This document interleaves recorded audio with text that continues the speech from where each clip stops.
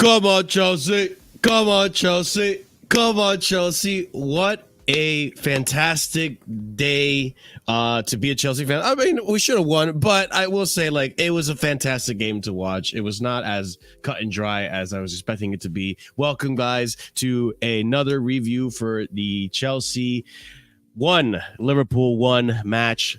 First game of the Premier League.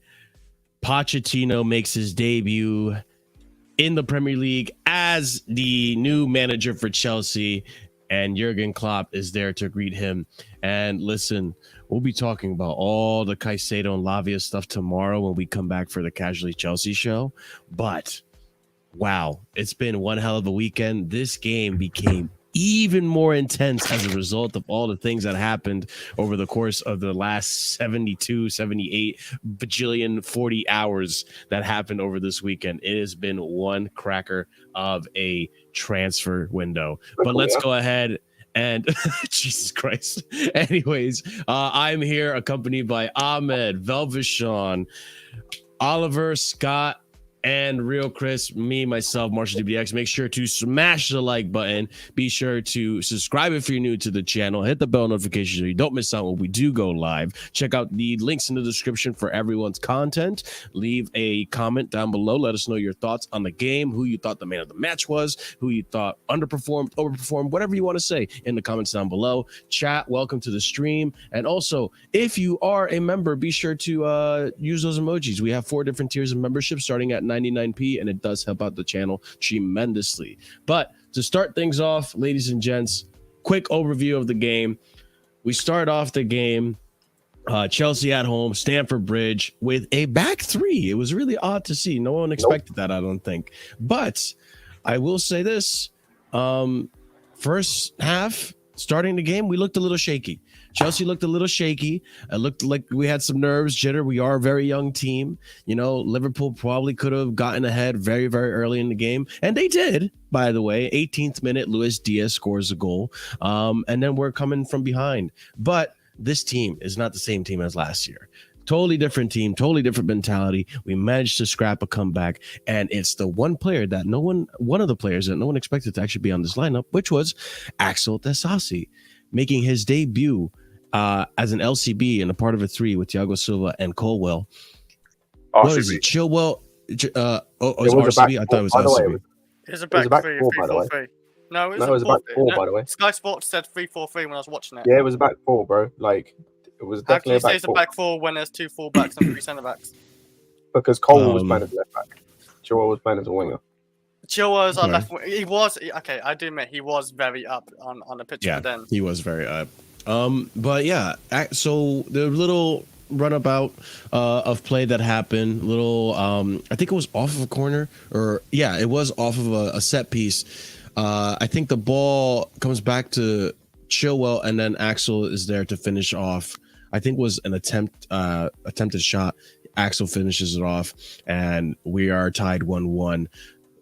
First half ends, and then second half, it was mostly Chelsea dominating the possession, trying to make opportunities. We missed a few. Liverpool had a few opportunities in the first half too. I think Liverpool was a lot more quiet the second half. We made some very late changes, which we will talk about, obviously. But it was a dramatic game. We had Salah taken off by Klopp, which was very questionable. And then, yeah, unfortunately, last minute attempt from Chelsea. We just weren't able to get a last minute goal. It was very, very close.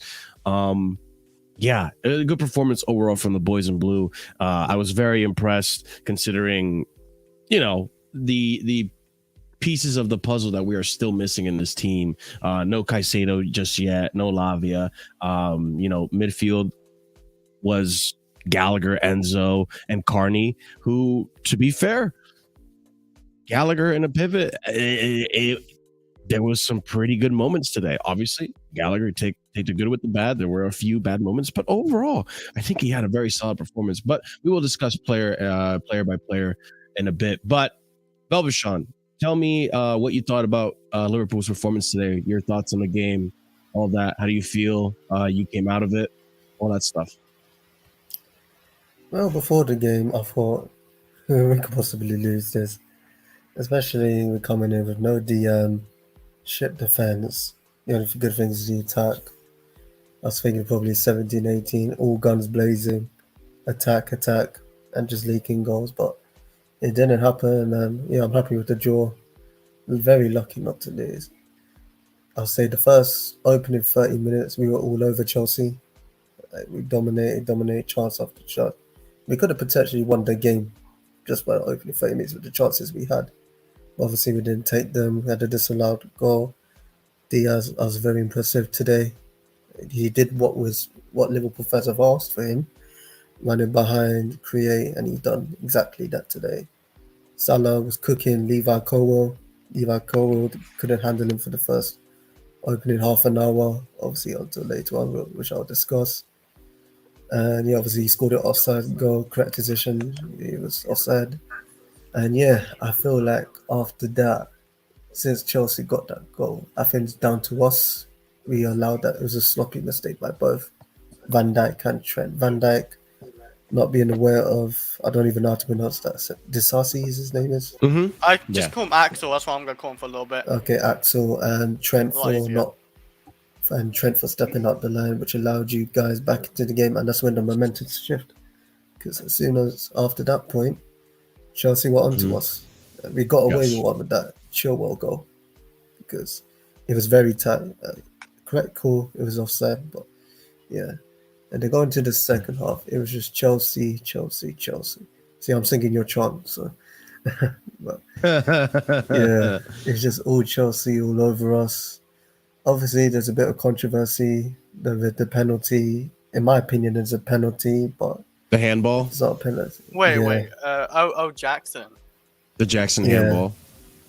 Yeah, it was a little bit silly of him to have his hand up when he's jumping up because they can be given. Like the ref and VAR will sometimes give it. I thought maybe it's going to be given, but that's the only thing we thought we got lucky with. Sorry, if you're still talking. Yes, man. I'll say with that. After that, it's just like the subs after that we made, man. Okay, Nunes, Jones, both should have came on earlier. Especially Nunes, because Jota was having a stinking game. So was Gakpo as well, both of them in particular. But I'm making an excuse for Gakpo because he's not a midfielder. He's a striker. Sure. He's a false nine. I don't even know why Klopp decided to do that. And as soon as Nunes came on, we looked a bit bright. Jones put control in the midfield because I forgot to mention it, in the first half, that left-hand side of us with Robertson, we were getting dominated. He kept on playing 2-on-1s against us. Robertson had zero cover. That's where you were getting your joy. As soon as Jones came on, we looked better defensively on the left. That's when you guys switched to the right, and that's where you got your opportunities from there. And this, I don't know what Klopp did with this song. Took off Salah, took off Diaz, brings on Elliott and Ben Doak. And bear in mind, I wasn't paying much attention to the second half because I felt bored. Because every time I was just on my phone looking up, it's all Chelsea. Like I'm just seeing Chelsea in my box. Like, just score, baby. That's right. Yeah. Is it here we go? And then I just Yeah. Then I just see Then I just see number 50. I was like, what the fuck's going on? And as soon as I saw that, I was like, who's that guy? Ben Doak, Scottish winger. He's a very good talent, but I don't know why he's coming on the game like this. And you can see Salah's frustration when he came off. He looked angry. Obviously. Yeah. And here's the thing, I would be too. Yeah, I'm surprised Diaz wasn't angry. Diaz should be fuming because he was having the best game. But both of those. Here's the thing, like, in a game like this, you need a goal. You need a winner. Why would you take off your biggest threat? It's like say Chelsea are in the final, they just take off Drogba off. Like they're obviously going to keep Drogba off for the whole 90. That's what I would have done with Salah. And as soon as we took him off, it looked hella confusing. Szoboszlai left wing, I didn't understand. Ben Doak, obviously, I don't think he even touched the ball. And I think the only time he touched the ball is when he made a foul, which made no sense. He could have had the chance to win it in the end with Nunes. For me, I put more on the McAllister because I know Sanchez made a mistake. All McAllister needed to do is place the ball on the ground to Nunes, and Nunes could shoot. But instead, he fizzed it at him, so Nunes miscontrols it and thing. And obviously, you guys could have won it in the end with, I don't know who's in, Modric or Jackson, who had the opportunity. Mudryk, and then unfortunately Maatsen Modric. missed. Yeah, I was a bit unlucky, but we got away with one. But yeah, in my opinion, Chelsea should have won this game. There But you it's go. been a tale. Yeah. So, hey, listen, I love to hear it. And you know, before we go on to this game, the rest of this game, we just got to say it, guys. It's finally done. It's done. It's over. It's over. Caicedo is here. Caicedo is done. Here we go. Moises Caicedo is a Chelsea player. Fabrizio Romano, Moises Caicedo to Chelsea. Here we go. Agreement reached, sealed right now. It's gonna be a British record transfer fee, 115 million pounds fee plus sell-on clause included for Brighton. Medical test booked. Caicedo will sign until June 2031 with option until June 2032. Caicedo, this is it. This is the cherry on top that we needed for this transfer window. Now this transfer window becomes a lot more it looks a lot better now, right? But actually, you know what? Scott or Chris or whoever wants to talk about it, let's talk about the game or Caicedo. But guys, we'll talk about Caicedo a lot more tomorrow. But like salt into the wound, this does. This rubs salt into like Val. I think Val knew and just wanted to continue talking. Didn't want to see this Caicedo. Here we go. I want to talk. Bro, Caicedo can go. I don't give a shit, man. I just need 5 signings. Man. So, okay. You don't want Caicedo because I think if you had Caicedo, he would solve a lot of your problems. You might be title contenders with Caicedo. If you go look at my Twitter, I've never tweeted a single tweet about Caicedo. Yeah, because you probably didn't think you had him, but yeah, I'm so happy. No, the one that will hurt is the Lavia one. The Lavia one will hurt. The Caicedo one. Yeah, he's going to, man. Sorry. Go look for Tyler Adams or something. 400 million spent in one summer, man. Come on, man. You need to get top 4, win the league. Oh, he's here for the next game for sure then as well. Like after today's medical test and everything. That's really good. He's just starting at West Ham. He's overrated anyway. Maybe. I'm so glad it's finally over. This is actually the only player I actually wanted mainly this season. I don't really care about another striker because we're no Champions League football. We needed a DM we saw it even today. Enzo further up and Gallagher in a defensive role, right? We saw how good Enzo was when someone's actually doing a dog work and defending and that type of shit. This is what we needed. Caicedo, who's good on the ball and very good defensively as well. This is what Enzo needs as well. This is what completes our midfield as well more with Chelsea. So I'm very happy with it. It's the only player I wanted. So yeah, super happy. For me, it's just a sigh of relief. Let us never ever deal with Brighton and Hove Albion Football Club ever again. The fact they managed to even get a sell-on clause in there is just a joke. The fees are already ridiculous, but at least we have him now. That's all I can say. And let's just hope that we have another £100 million midfielder who has shut a lot of people up. Let's just hope this is a repeat of that. I will say, Oliver, the sell-on clause probably won't matter since it's an 8-year contract. He's going to be here for a good while, probably. A good while. I don't mind doing a deal with Brighton because I think it's kind of our fault because I thought Chelsea, after we sold Kai Havertz and all these players, that's when we should put the 100 million bid instead of just letting Liverpool scare us, really. They actually put a bid in. We should have done this a lot sooner. We'll discuss more about it's not just that, though, Chris. It's the Colwell flirting as well. I just don't... Yeah. None of it ever sat well with me. And now that we've finally done this, I don't think I need anything more from that club ever again, as far as I'm concerned. So, considering today's game, what do you think is going to happen? Well, all right. So today we had Enzo and Gallagher in the pivot, and I can't lie. I didn't think Gallagher would work, but listen, I'm not trying to big up Gallagher and he's probably my least favorite player in this team, right? But I gotta admit, these performances from him have been improving. He doesn't look almost anything like the player he was last season, and I've been really impressed. I have been really impressed with what he's been able to do, and in a game this big where I thought we were going to get ransacked in the midfield because of him, he held his ground very well.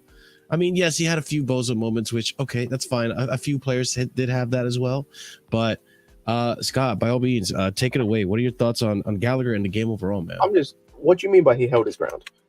I'm just curious. I think there were moments where I was expecting him to lose the ball. He didn't lose the ball. He had a good physical presence, and there were even moments where he did lose the ball, but he was able to regain possession. Had some good tackles in there as well. Like he was doing a decent job as a DM. I think the only thing for me with Gallagher is like defensively he was incredible in terms of the tackling. Yeah. Like he does tackle wildly. Like he tackles like really good tackles. Like he's trying to break someone's leg, which I kind of respect. But it's kind of it's a bit mad. But like for me, that's what he did on the ball. He still stuck. Sorry, I don't know if you've seen it. They're reporting Labia as well. Oh my god! All right, give me 1 second while I get that close. But go ahead, continue, Scott. Pies get treated, so look for pies. Look for pies. Okay, I got it. On the ball, he stinks. Like he sucks. Like there's so many times. I'll be back where, doing stuff. Even in this game, for example, like there's so many times where like he'll get the ball and just needlessly give it away. And yeah, he did well defensively. It's just like the thing for me with Gallagher today is like he did well. What it did for me today was like if I see like now Caicedo in that position, it's like the level of what he's doing, like the level of the play, the level of the like position, it like everything is on such a higher level that I'm excited because if he can do the same stuff that Gallagher was doing today on the defensive side and allow Enzo to do what he was doing, unbelievable. That pivot will be unbelievable. Gallagher was decent. He was good. He was good, but like is set to join. Again, it's on the ball stuff, and that's why I say he's been the same. Like he's still just doing the same stuff that he was. Like this is why, like I kind of understand now. I kind of understand why Tuchel profiled him as like a Kante replacement because his best attribute, even like if you go and look at like the season he was at Palace, if you go and look at like some of the graphs that like track stats for midfielders in terms of like ball winning actions or ball playing actions, he was like predominantly in the ball winning actions. So I kind of understand like a lot of what he was doing well was the ball winning stuff and off the ball, which is cool. Yeah, regaining possession, which is good. Yeah, but on the ball, he still sucks. But I'll be honest, he was not the worst. He was not the worst player today. Like he did well, and he definitely was not the worst player today. Yeah, actually, backstage, Scott, you were saying there was a player that you thought was a negative today. I would like to hear that. By the way, that right of worst player on the pitch goes to our vice captain. Really, Chilwell. He stinks. He absolutely stinks, bro. He sucks. Like I can't put it into words, and it's annoying because like I want to talk about the positives. I'll get into the positives of the game in a moment. But sure. But no one can tell me otherwise. Right? By the way, like he's Alonso with a passport. No one can convince me otherwise that he's Alonso with a passport. He's Alonso with neighbourhood pace because I was saying that today as well. He's just like always staying up. Pace. Yeah, he has more pace than Alonso. Come on, Alonso was like slow. Like he was super slow. But bro, he stinks, bro. He's arse, man. Like the thing that for me with Chilwell, right? And I've always said this is defensively he sucks, but offensively he gives you something. This game, it was a perfect game for him in terms of like you had no defensive responsibilities, especially in that first half. All you had was like like you just had all you were tasked with doing was offensive link up play and help. And bro, you gave nothing offensively, like nothing. To be like link up play, not there. Really quickly before I engage with that, Scott, I just thank you, Dark, for the $4.99 super chat. Here we go. Connor had a decent game, but he's not the level we need to compete for a title. He is a press trigger. I don't disagree with this. I don't disagree with this. I still think other annoying thing about Gallagher. He is a press trigger, where it's like as soon as he got the ball, you could tell that's when the moment Liverpool pressed because they knew he was the person to get. Like they weren't doing that with what's his name, Enzo, or like others. I thought the way we were using him in that first like 30 when Liverpool were really on top, it was quite stupid. Like because what we were doing, we had like a staggered pivot. We had Gallagher playing deeper and Enzo a bit more forward, and they literally the centre backs would like pass it to him, and he's got 4 players around him, and it's like, what do you think's going to happen there? It was when Enzo was allowed to drop deep a lot more and just kind of have a free roam. That's when we really started to see more of the team in general. The thing is, boys in the chat, like I don't think Scott has an agenda against Chilwell. No, he stinks. He but sucks. I don't know. No, I don't know about. Okay, never mind. That is okay. Never mind. Yeah, Listen, he's there, I think. man. I think going forward, he is doing really well going forward. But it's when we're trying to like build up the play. Like today, I was getting frustrated with him because he gave the ball away quite a bit. There was times where, you know, it's just he get dispossessed defensively. He's not like super sound. There was even a time when like Trent got past him. I was like, what the fuck, dude? This is He Trent. nutmegged him, bro. It wasn't got past him. He nutmegged him. He literally nutmegged him. Exactly. And then there was a moment that No, that was there was someone else that did the same thing, bro. He just Trent sucked, did too, man. though, Like, Velvy. Trent did too. Trent got past Chilwell today too. yeah, Pretty sure. Like He wasn't my Oh, Chilwell probably wasn't my sleep worst because either of shit, today, yeah. but Chilwell was horrible. he was man. my Like, second worst actually. bro, he's horrible. But like, man. it's the thing is like, I feel like with Chilwell, like when they see the offensive things that he brings, it covers up a lot of what he's lacking in the defense. Marshall. Which, talk to me. I'd say I'd ask you though, based on this game, what offensive things? Bar the goal, what offensive things? I mean, When he I say was the doing goal, some- by the way, I don't mean. By the way, sorry, I don't mean the assist for the goal because like you put anyone in that position and they're doing that header, right? I'm talking about the goal he put on the side. Bar that, what did he offer in offensive areas? Couple crosses, I'm pretty sure, but that's about it. The link up wasn't amazing. Yeah, I think with him, like he does provide a bit of a danger going on that left side just because of his pace. I don't think like he's definitely faster than Alonso. That's something like the movement that Chilwell brings is something that we definitely didn't have with Alonso. However, it does frustrate me with Chilwell that because of a player like Chilwell, we can't have Mudryk play in that position. For example, when Mudryk came on, Mudryk had to go to the right because Chilwell was still on the left. It wasn't until we subbed Chilwell off and shifted. What did we do? We subbed Chilwell off. I think we shifted Maatsen into left back. And then No, I think we shifted Colwell to left back and Maatsen sort of switched sides. I don't know. I don't think Maatsen went to left back. No. But like I do like the link up that Maatsen and Chilwell, not Maatsen, I'm sorry, Colwell and Chilwell have throughout the game.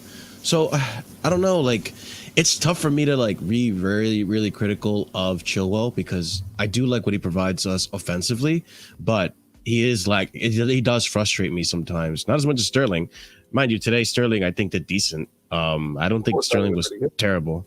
Yeah, I don't think Sterling was terrible today. And I had a feeling like a game like today, Sterling might step up. Like, who knows? Like, I think Sterling is very well aware that he has been, lackluster since the preseason.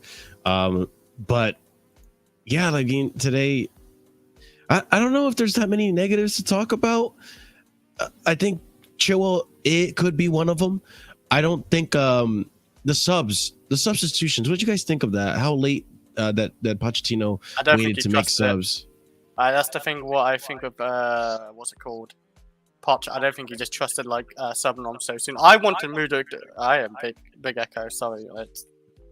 Is it Oliver? Has he put his suppression? Go ahead. You could talk. Yeah. Yes. Like basically, like I wanted Mudryk on because like I actually wanted Chukwuemeka off because I thought he's like a bit of like the third attacker, like Sterling, him, and then him. But like Scott said Chilwell's left winger, but I wanted Chukwuemeka off of Mudryk, and like because I thought Chukwuemeka didn't really do a whole lot in the game. That's why I wanted him off.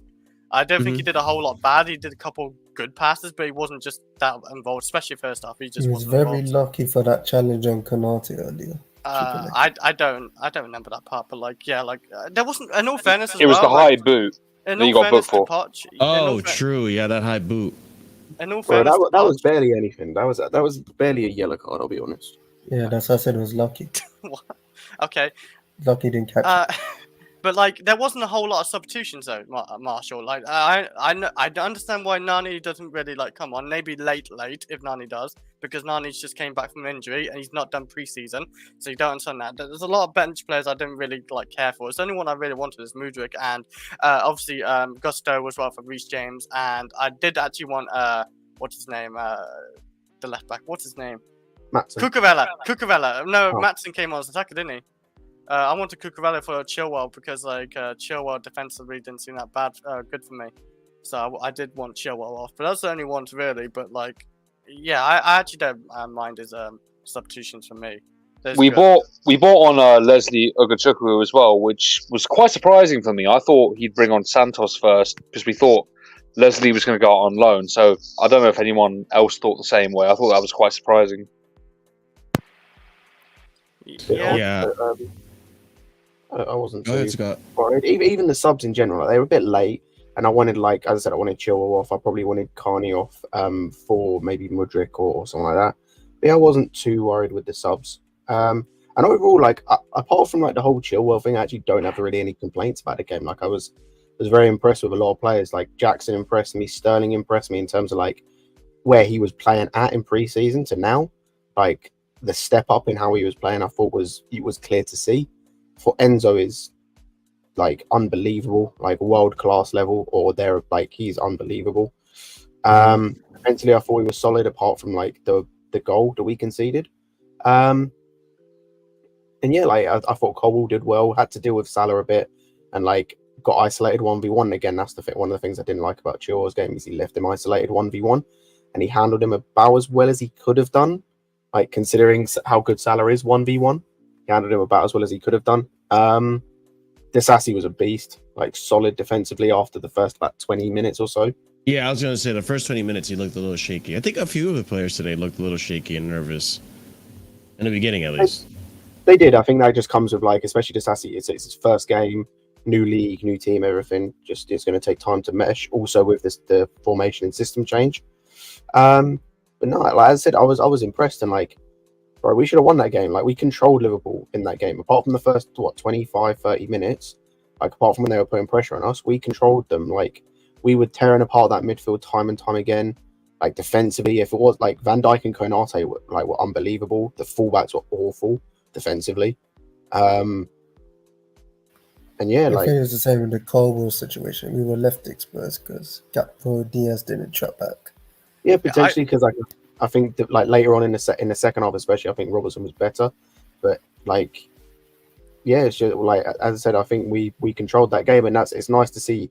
And it just means that if you look at the games we've got coming up, like apart from the Arsenal game, that's the only game I really look at going, that could be a game. All the other games, like if we play like we did tonight, as long as we can finish our chances a bit better, which I feel like we will, we should be winning those other games that we're playing.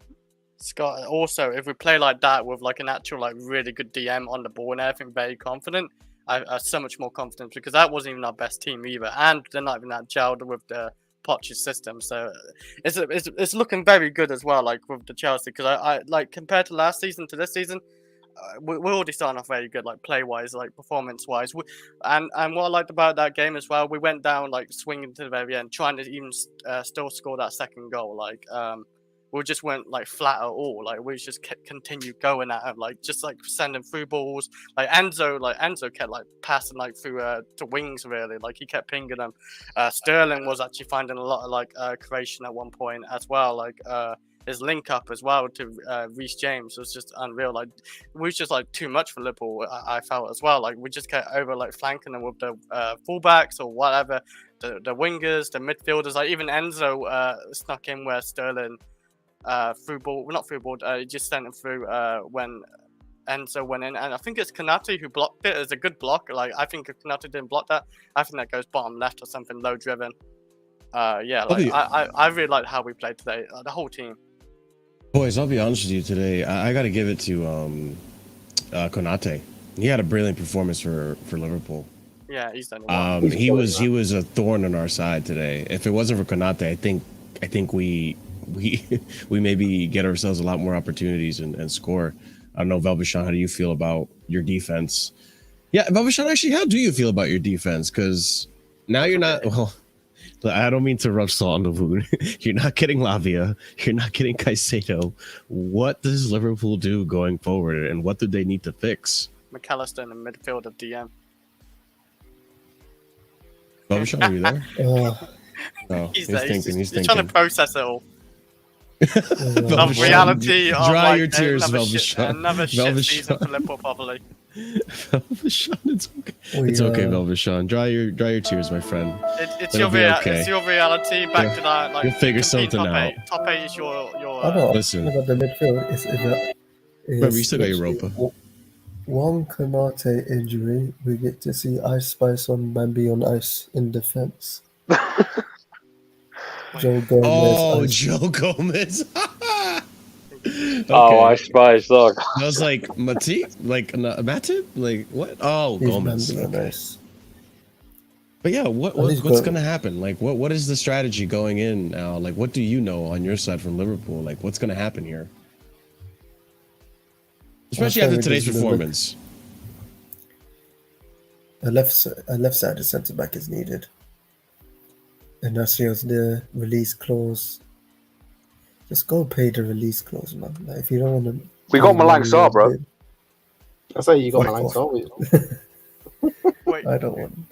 you're on about Lavia's release clause? Sorry, Lavia- I missed that. He probably prefer to play for Chelsea as well. He probably reject you. So it don't matter. Okay, so Chris, let me ask you this: did McAllister reject Chelsea? I don't know. No. I think we preferred Enzo because Enzo's Fabrizio like... tweeted. Fabrizio said And, McAllister rejected you him. know when he was like after midfield, I even said McAllister's my plan B player because he's not an Enzo player. We got Your Enzo, manager who's wanted him. you may wanted him if we couldn't got Enzo. Like, Enzo was our main priority, by the way. Like Enzo was a player. Like McAllister, you can have your McAllister. Don't worry, we have Enzo. We have. We literally have let's get Caicedo 0 too, goals. and we I have haven't scored a Lavia. goal Like for Chelsea. it's fine. Like you can have your McAllister. Where was he today? McAllister was their best midfielder. I could be completely Yeah, honest. McAllister was great today for them, too. Well, let's face it. They didn't have much of a midfield. We dominated them. Well, they had to get Just so that- Gakpo. That's crazy. They had to play Gakpo today in midfield. They didn't You have already to. had two midfielders.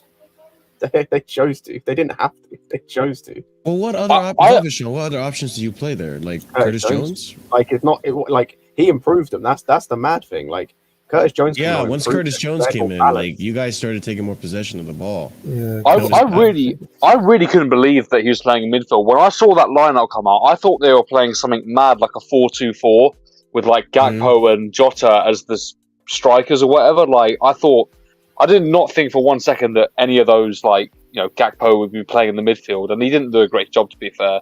He is a winger / false nine. He was lost. Nah, So he was false. completely lost. He looked lost. I think Nuno should have started ahead of Jota. I don't think this is a game for Jota. Like Jota was stinky, man.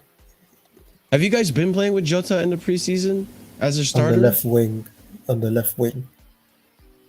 So it's him and Diaz on the left wing, Jota and Gakpo up top, and Salah and Ben Doak on the right.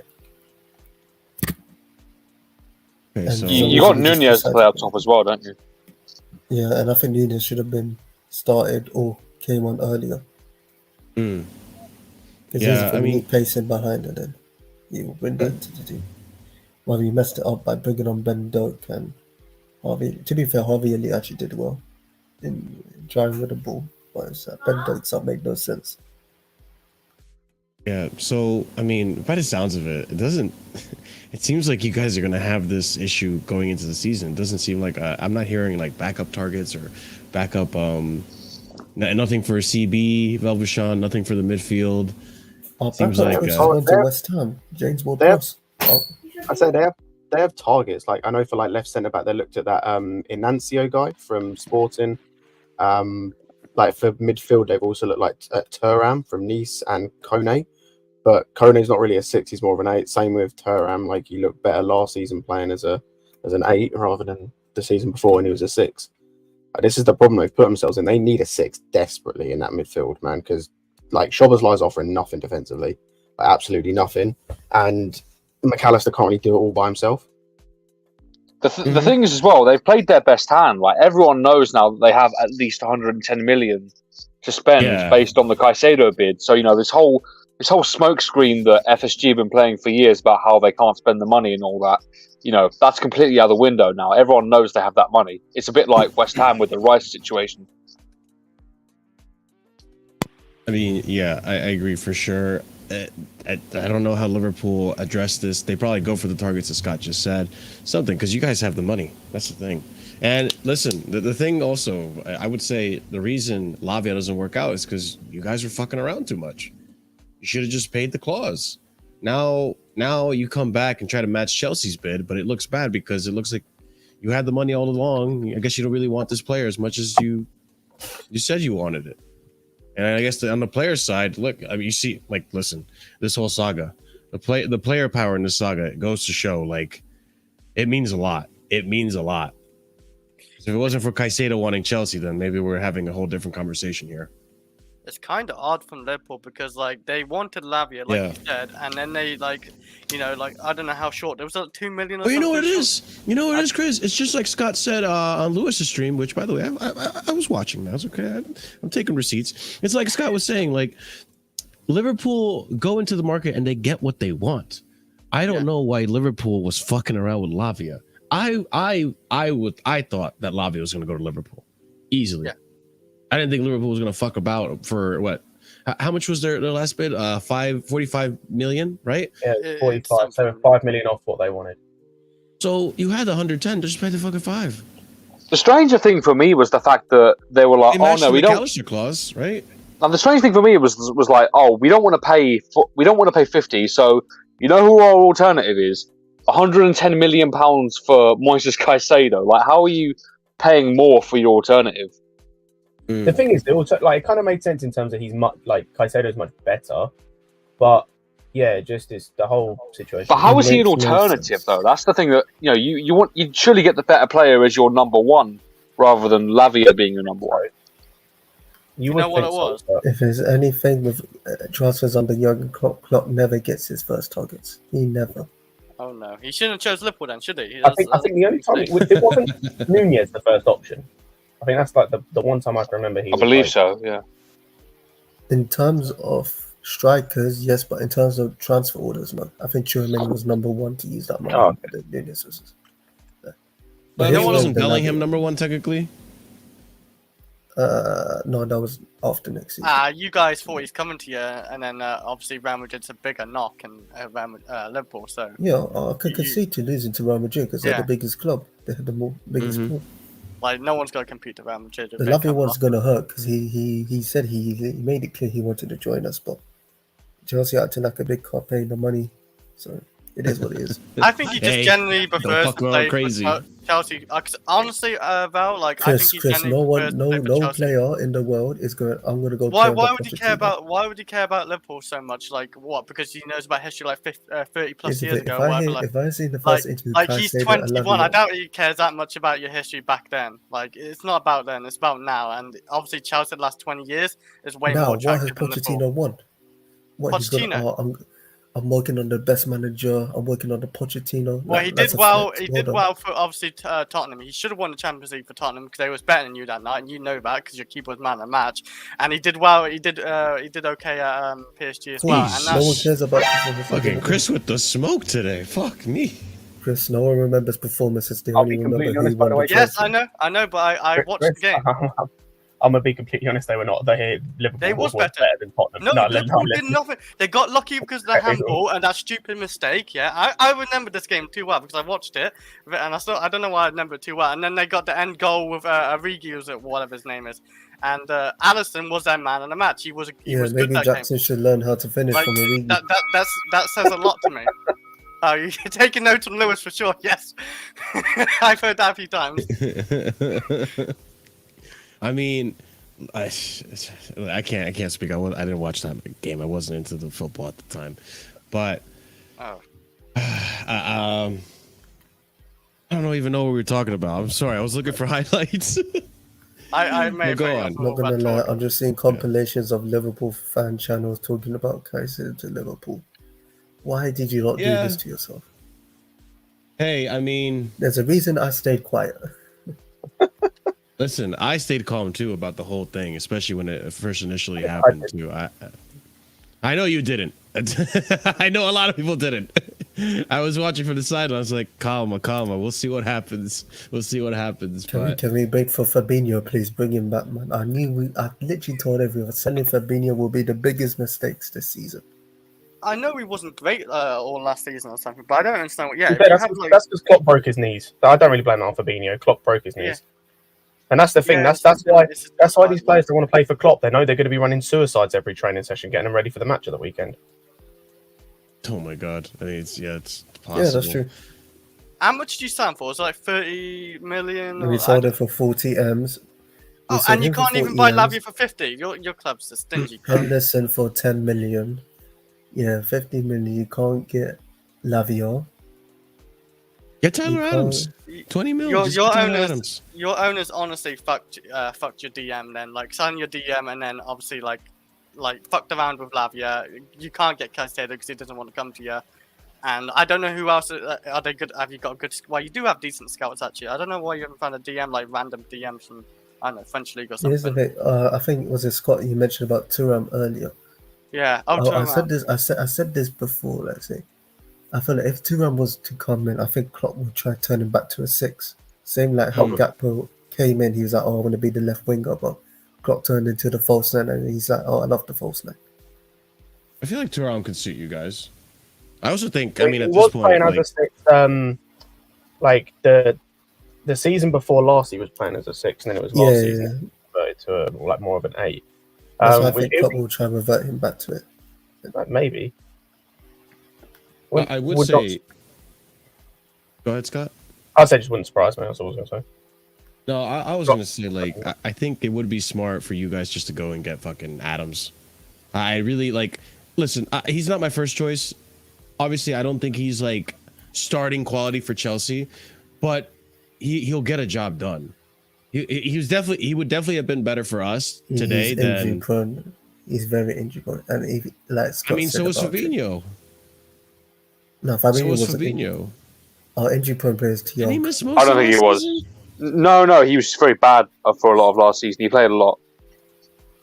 Oh, regardless though, like I looked at the injuries, right? And he's out for like 1 or 2 games. He's not out for too long. You have Thiago, who's pretty injury prone right now in your team, but you know, you work with that, and when he plays, he gets a good amount. You got Thiago's an 8 though. It's a different position. Yeah, I know, but that's what I mean. Like in that midfield position in a 6, you might as well just go for Tyler Adams. You get the most out of him when he can play. Do you want to hear a fun fact? Do you know who's our longest serving midfielder at the club?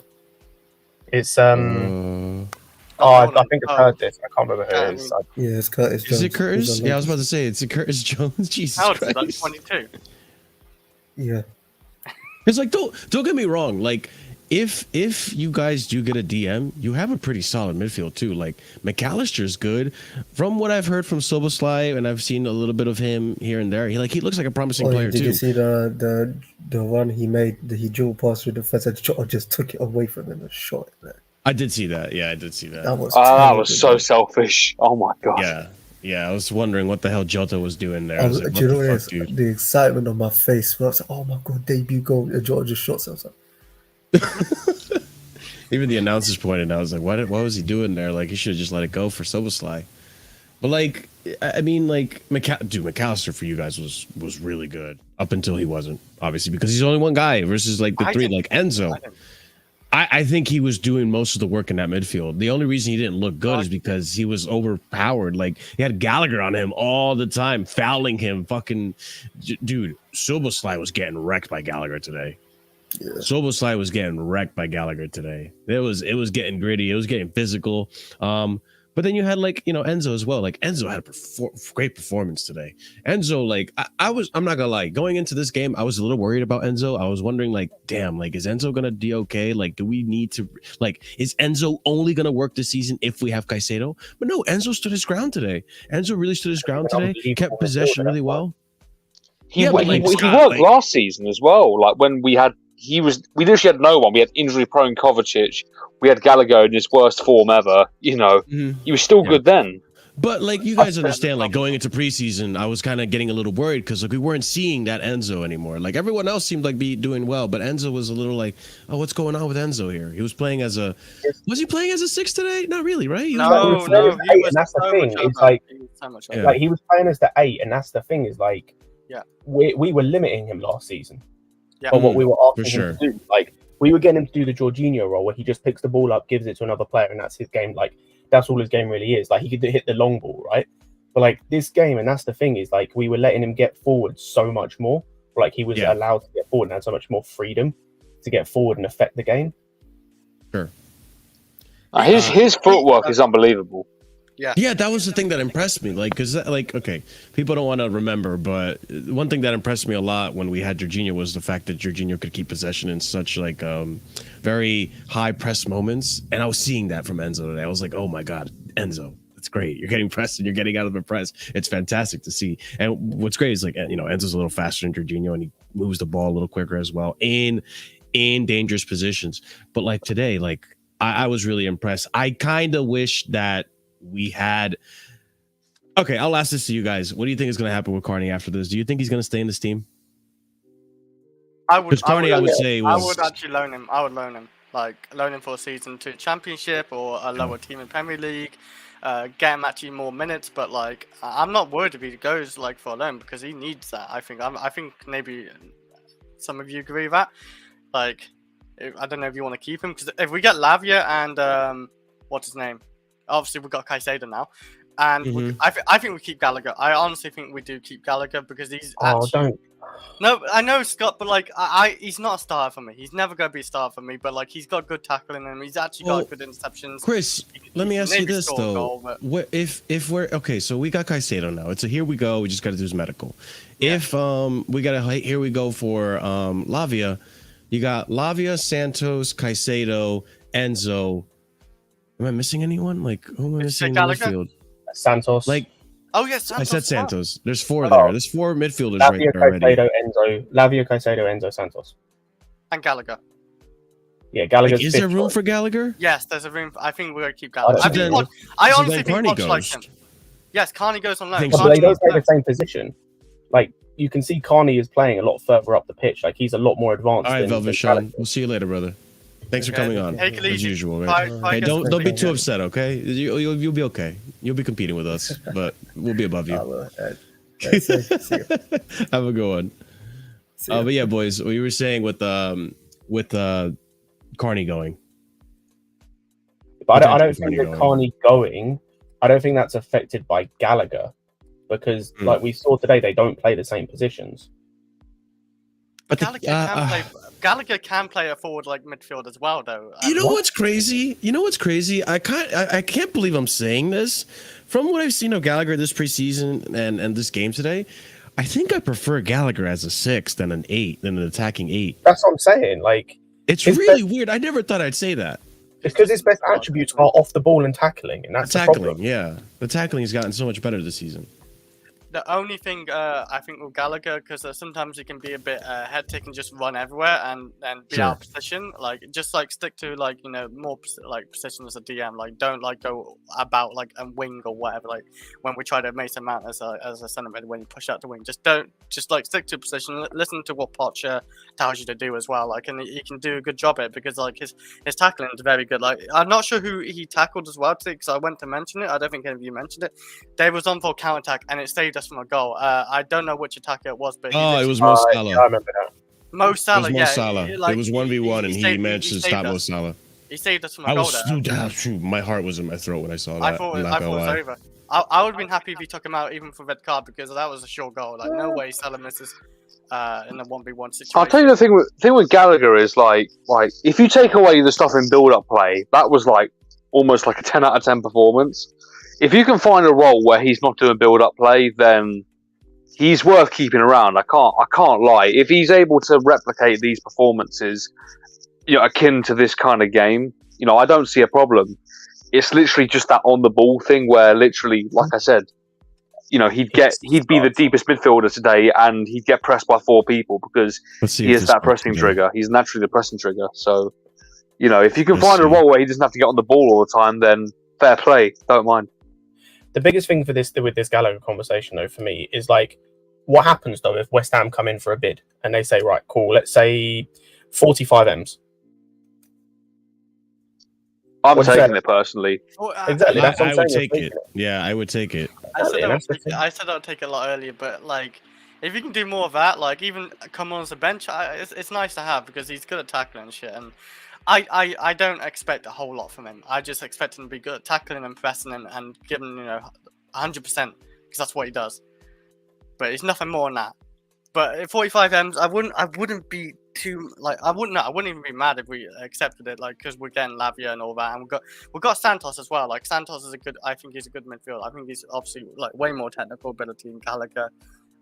Defensively, I would say Gallagher's better, like tackling and shit. But like, yeah, I think Gallagher's like the 5th choice in our midfield now. If we get Lavia too. Second, boys, let's see if I can play this. What is it? Oh, this is the goal. This is the first goal we conceded. McAllister pass. Yeah.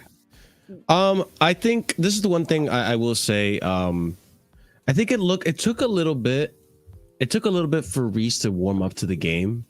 To be fair to Reece as well, this is the first time he's playing this much football since the injury. But yeah, we have the Salah receives the ball here. And I don't think it's all on Reece James, by the way, because Reece James is a wing back. Like, there's 2 centre backs, like AXEL as well as there.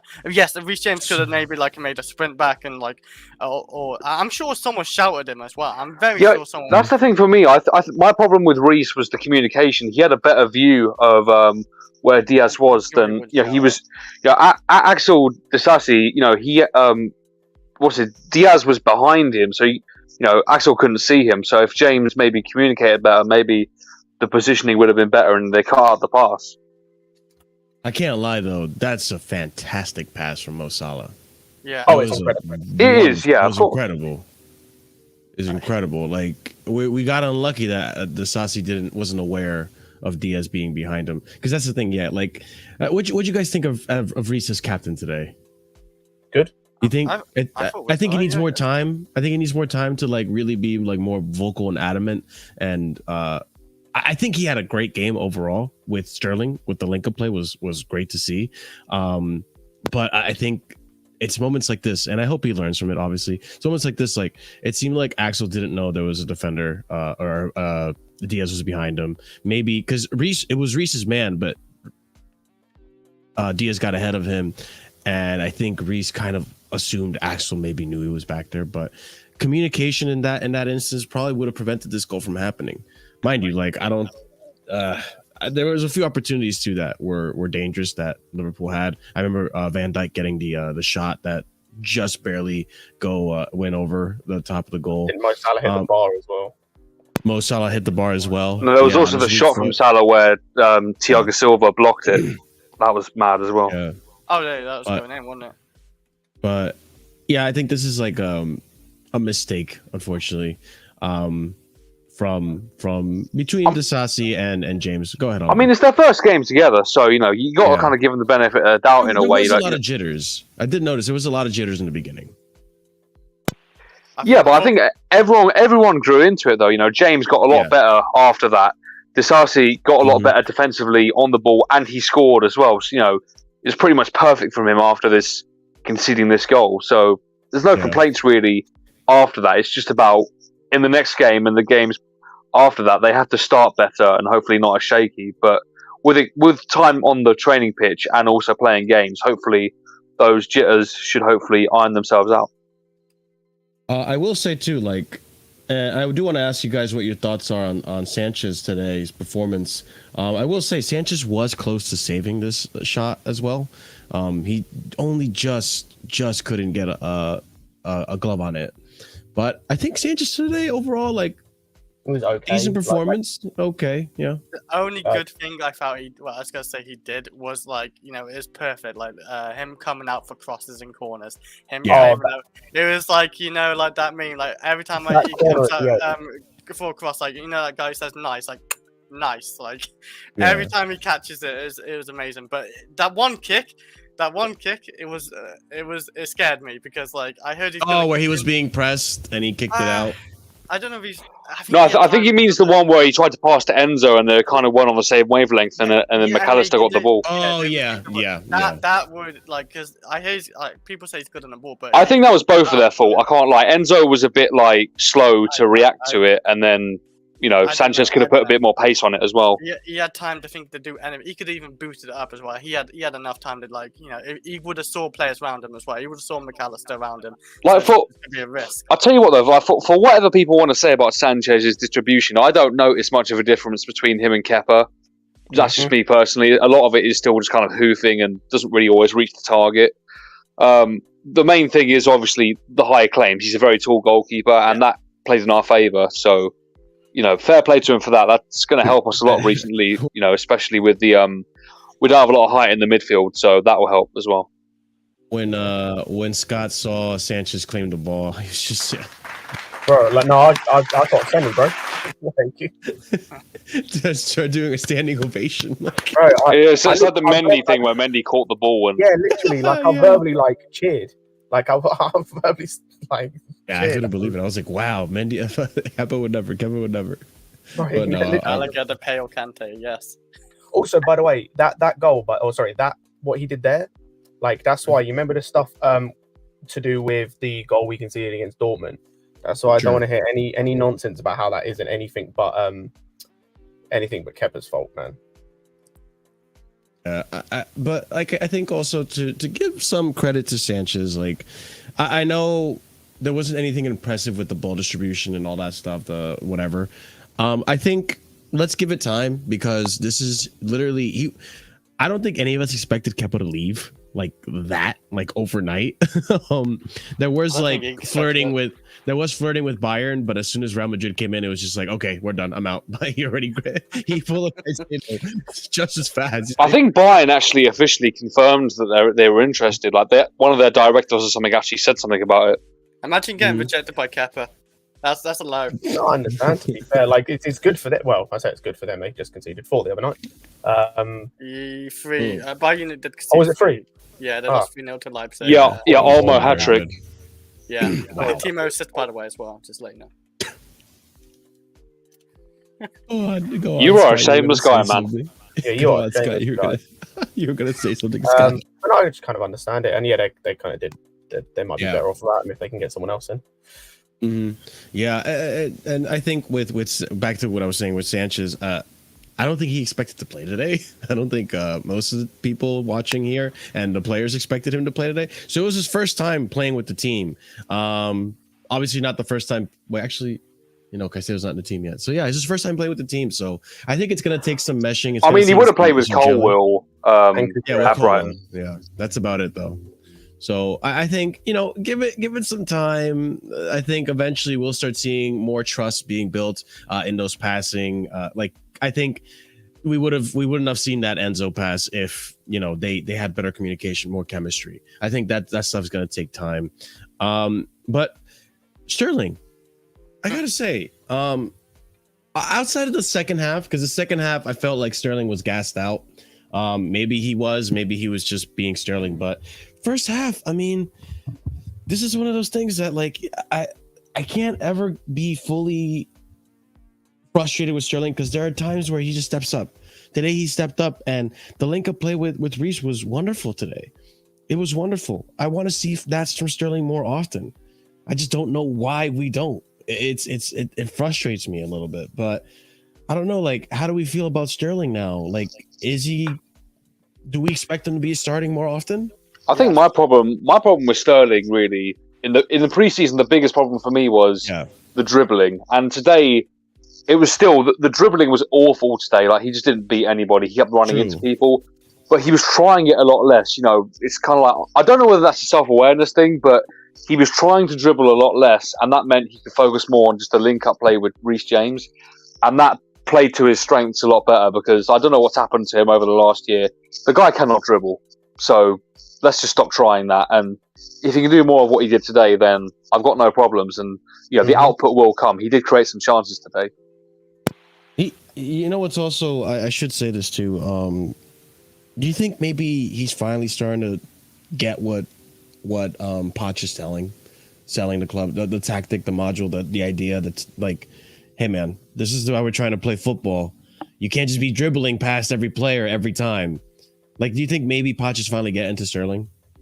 Potentially, but I also think I'm just waiting to see if it continues because we've seen this before where it's one game and whatnot. I'll praise him for this game. I thought he did really well, but my opinion on him, same with Gallagher, it doesn't change. Nothing about this game I think changed my opinion on any of these players necessarily. Yeah, off the top of my head, I can't think of my opinion on any player that's really changed.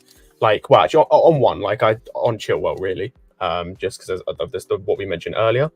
But yeah, apart from that, he did really well. I've just got to see so much more. I got to see more consistently, like what you're saying.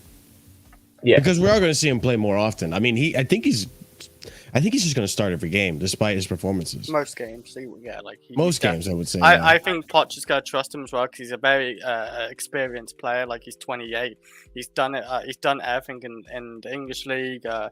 He's not won a Champions League or nothing yet, but like he's done a lot in his career as well. Like and today, like I feel like people are a little bit too quick to judge him on preseason. Oh, he's been awful in preseason, but maybe I understand because he was awful. Like I don't want him starting because look how bad he's looking. But like when it's the Premier League and preseason, they're two different things. So he's gonna try a lot more probably in the Premier League. He's gonna try harder. He's gonna want the points as well. Like, and I think he just want to like fail there. But like today, like I thought he's probably the best attacker because he created some really good chances today, and his link up as well was amazing. I didn't really see him do a whole lot of dribbling, like Oliver said, but I didn't really see him run into too many people either. I just think maybe the one time as I remember, but I don't look at every little detail sometimes, but like yeah, he did it a few times. He just tried it a lot less, and that's why he lost the ball a lot less. As well, like when he's holding the ball like around outside the box, he's waiting around that area, and then he's waiting for someone to move forward. Like Enzo, for example, Enzo ran past him, and he's waiting, and he released it basically almost perfect timing, I thought, and it's a great block by Konate. There's nothing on like Enzo or Sterling. Like, that was a great play that was from both of them. I will say too, one thing that was really effective today that I liked about Sterling was his switch of play. The crossing to the far post for Chilwell to get there. I mean, listen, on a better day, Chilwell probably one-touch volleys and gets like his goal, like, you know, his you know how Chilwell scores, you know, he's like a volley merchant. But today just wasn't there. But he was connecting really well with Chilwell on the other wing, which is why, like I said before, like I think offensively Chilwell compensates for that lack of defense, really. But it's like it is frustrating to see Chilwell sometimes lose the ball the way he does. But Sterling, I think he just wasn't trying to dribble all that often today, and I think that helped him in the sense of like being able to be more effective in this game. And yeah, the switching the ball, I was impressed with that too. Like the passing, like there was some moments where he had some like annoying decision making, which is Sterling for you, but regardless, like I think overall, like I think he had a decent game. I don't know if anyone wants to add on to that as I'm trying to load up the goal here. I disagree with what Chris said. He wasn't our best attacker for me. Like you thought Jackson? I think it's close between two. Like you think Jackson, right? Yeah, but Jackson's what did Jackson is why he should have scored that one chance where Reece James. I don't mind the other two chances because when he ran on and took that shot and Alisson saved it, or the one where it hit the defender and like went out for, well, it didn't go out for a corner, but like there's another good effort with his left foot. But like the one chance where Reece James he leant too back for it, like, but like yeah, he was very good. His movement was amazing. He's always in the right place. But I just thought maybe Sterling because he did a lot of like chance creation and like, a good link up. But like you could say Jackson. Yeah, for me, Jackson, just his all-round play was just so good today. Like, even though he missed that chance, which he should score, just his all-round play today, like, as whether it was hold-up play, running the channels, link-up play, being just a complete nuisance to the two centre-backs, creating his own chances, like that one from the Cole pass off their corner, where he just broke, and deals with both, Konate and Van Dijk, like, yeah, and still dude, the shot away. That I have to say, Scott, like that was so impressive. Like I thought that he was going to struggle with Van Dijk and Konate. But no, like, it's impressive to see how physical Jackson actually is. Like, he was able to push off Konate like it was nothing. It's not only the physicality, but it's the attitude as well. Like, if that was Alvaro Morata in that same situation, he's giving up because he's missed a chance earlier in the game. No, it's just the mental fortitude there. You can see it a lot. He's clearly a very resilient personality. You know, he missed a chance, but it didn't let him... He didn't let it make his head drop, you know. It's not even just the mentality for me. It's like I don't even know how to explain it. It's like a lot of like you mentioned, a lot of strikers there in that position. Like we had Havertz, Morata. They're either getting beaten, like it's the ability to keep the ball in that situation under pressure, but it's also then going and trying to take that on. Like you're not just give it like kind of as you said, giving up or like trying to wait, and because a lot of strikers will like hold the ball up and wait for other options. No, he just kept going. He kept going and created something out of it, and it's like if he scores that's unbelievable. Yeah, it's just all of that. Like I thought he was very impressive today, and the thing is like that if he can keep doing that sort of stuff, the goals will come. If he gets in those positions, if he like keeps creating his own chances, he'll score goals. Like I'd be more worried, right, if he wasn't creating those chances or wasn't finding those spaces. Yeah. Like I'd be way more worried in that situation. Dude, he looked dangerous, and every time he got the ball too, he was able to maintain the possession. He was able to keep the ball in play and like still like, okay, maybe you don't have a chance to score, but we're still attacking. You know, that was something that really impressed me too. Because listen, I got it. You know, you got to call a spade. Every time Kai Havertz got the ball in that position, he loses it. Do you remember like when you were saying that like Sterling was looking a bit gassed by like near the end of the match? Like literally, like Jackson was doing his pressing for him. Yeah, true. There was a point where like Jackson was just still running and doing the pressing for Sterling. That Sterling wasn't doing his pressing. Oh, there was a little bit. It's not really bad thing he did, but like I think it's Caldwell who passed. No, I don't know. It wasn't Caldwell, but he ran on. Yeah, Mudryk was on the left of him, and he just wouldn't release it until the very end. I think if he released it a little bit earlier. No, that's what we're talking about. That's what we're talking about when he was shrugging off the defenders. Yeah, like no, it wasn't that chance. It was the one in the second half. The Caldwell pass. It was the one where they had a corner. We win the ball. No, it wasn't a corner. Sorry, they were like messing about with it in terms of. Like, I think Salah tried to pass it to Trent. Caldwell won it. I remember the one. Yeah. First time pass on a weak Are you thinking of the same thing where, like, he ran through like a couple of players and Mudryk was on the left and he just released it way to the. No, I'm not thinking of that one. That one was good though. I wasn't thinking of that one. I was thinking of the one that was earlier on in the game than that, slightly earlier on. Yeah. No, he was. It's the one where he ran all the way down the left wing after Caldwell passed it and then Alisson saved it. Yeah, Alisson was alright. Like, but no, he was unbelievable today. Like, you know, that's just the sort of quality that, you know, money shouldn't be able to buy. He's unbelievable. Keeper. When he stands out like in a 1v1 chance, like he makes himself look big and makes it look a lot easier because it didn't look like he did too hard of a save, but that's what he is. Like he makes himself huge and big. And if it wasn't for him, we would have walked Liverpool. We would have absolutely walked them. Like their defense and their midfield just can't stop leaking. It's literally him or nothing. Chances. It's a shame as well at the same time. I can't lie. Like Alisson today was probably their man of the match. It's either between Alisson or McAllister or Konate. I'd say Konate for me. Konate was also a menace. Like, oh my god, like they definitely have a good replacement for Van Dijk when he, you know, eventually falls out of the team. But I also gotta say, you know, something that really struck me.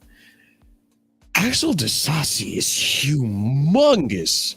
Oh, so's Leslie Ugochukwu, bro. Did you not see him when he came on? Ugochukwu was huge. I'm like, yo, these guys are big. Like, I thought Ugochukwu was like a scrawny, like, you know, just, you know, a CDM. Like, no, he came in. He's tall. He's tall as hell. He was like, he was clearly obviously taller than Enzo and who else was in the pitch with him at the time? I don't remember, but he's huge. I would say AXEL's probably bigger than Konate and bigger than Van Dijk.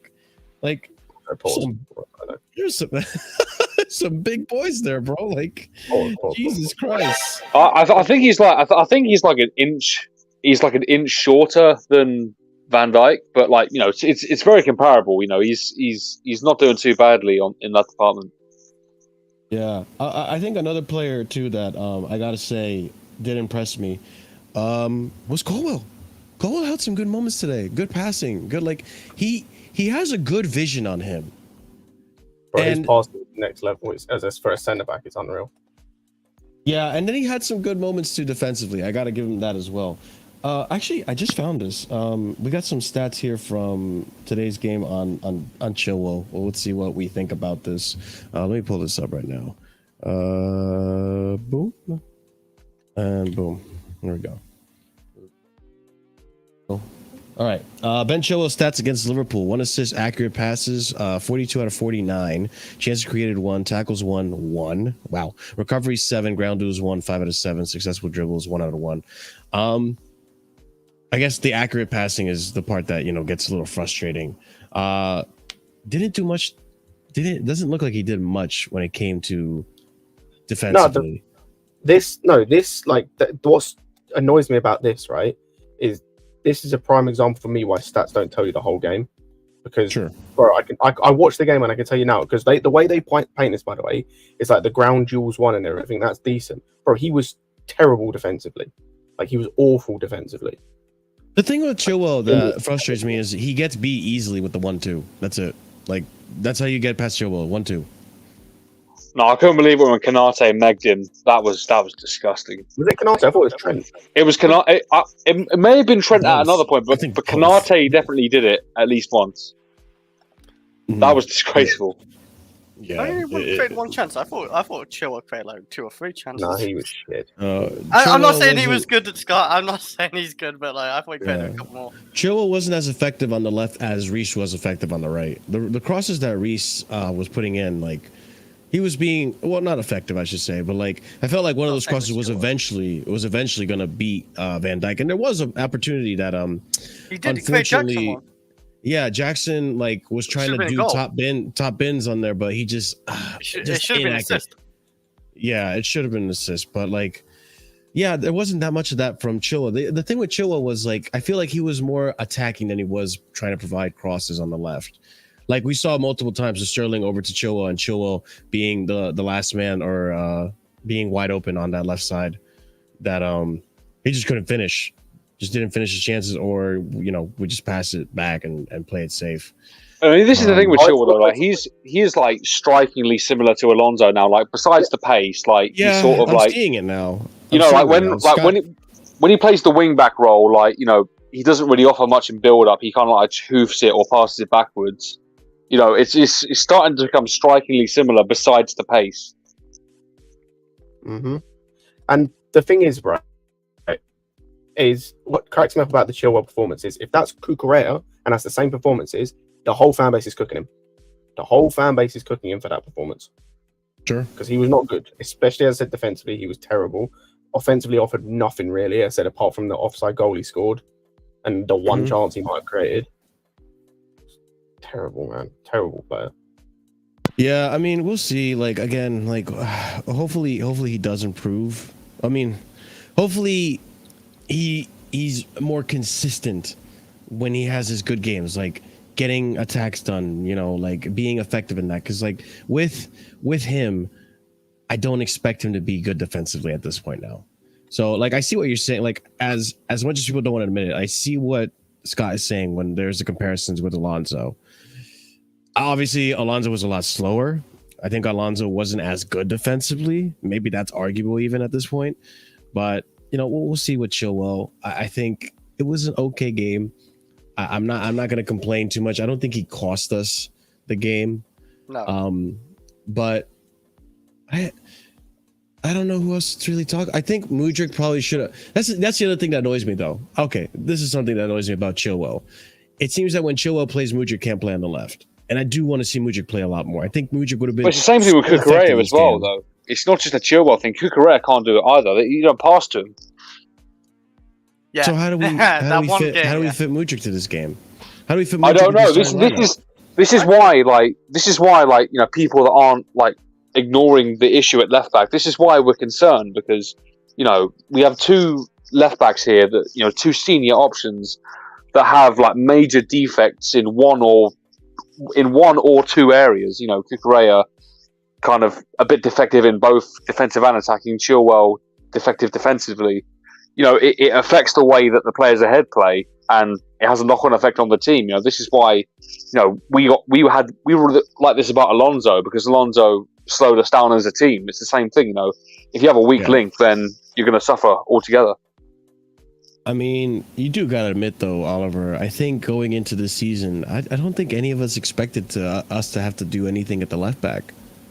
No, I don't think anyone did. I mean, my kind of attitude was I originally thought Maatsen was going to go out on loan. I didn't think we'd keep him. I was thinking, give Chilwell and Cucurella one more chance to both of them, and reassess next season. If Maatsen's better than both of them or one of them, then bring him in. And just make a decision based on that. But, he's staying. And this is the weird thing as well, because Poch doesn't seem to see him as a left back. So that's interesting. I wonder if that'll ever be trialed at any point. But at the moment, it doesn't seem like it.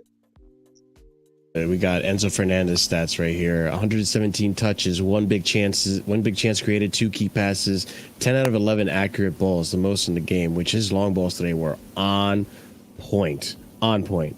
83 out of 93 accurate passes, 2 out of 2 successful dribbles, 6 out of 10 duels won.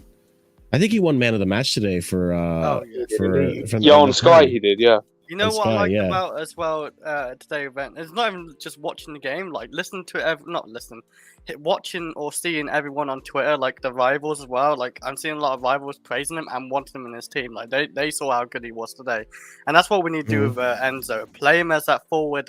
We're going to do that now anyway. We've got Caicedo in. Like Caicedo's that more sitting defensive midfielder, and Enzo can do this type of stuff more often as well. And it's good to see like. Obviously, Poch has got that. Like first game of the season, Poch has already played him higher because that's his best position, higher up in the midfield. Like looked a lot more comfortable today. And under obviously Potter, we didn't. We had to sit him under a sitting DM, and it just wasn't good. Like he was still good, but he could have done more. And this is what we saw today. He can do a lot more. He's got everything to his game. I think he can do a lot of stuff. So yeah, definitely play him as a higher midfielder for more. The thing with the rivals reacting this way, that's just like all these Liverpool fans that are trying to like they're on some mad copium that Caicedo rejected them, so now they're and now that everyone's doing the Klopp 007 thing where 7 players are rejecting him.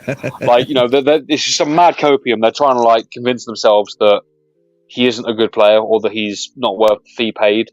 Like, but like a lot of like rivals say, Oliver was saying they was praising him. They was wanting him in his team. Like they was doing a lot of praising of Enzo today. A lot of rivals today. I've seen.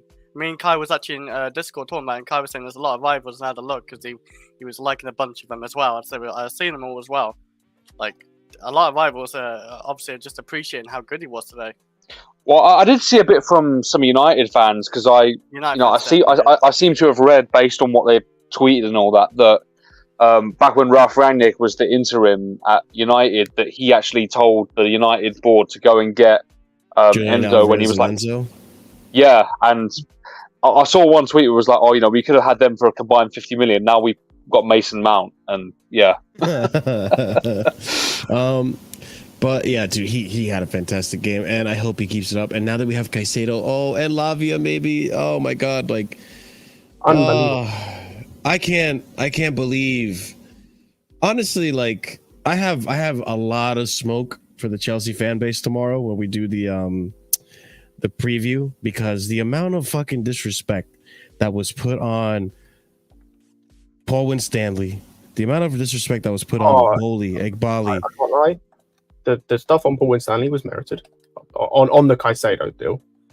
We'll see. Absolutely. I mean, obviously, we'll break it apart. We'll break it all down. We're going to talk about this and what happens in the future for us now, because I'm sure by tomorrow, maybe, hopefully, Lavia is also here. We go, and we'll see what's going to happen with Olise and all that stuff.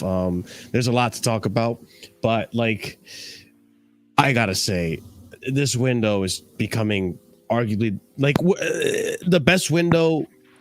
Well, actually, no. January was the best window, right? This window was definitely. You know why I say this? No. Yeah. This window is better than January's as a whole. You think so? Yeah, I think I know what you're saying. Just because of the importance of that position, the DM position. No, not even that. The whole window, because the problem with the January window was we didn't really get rid of anyone.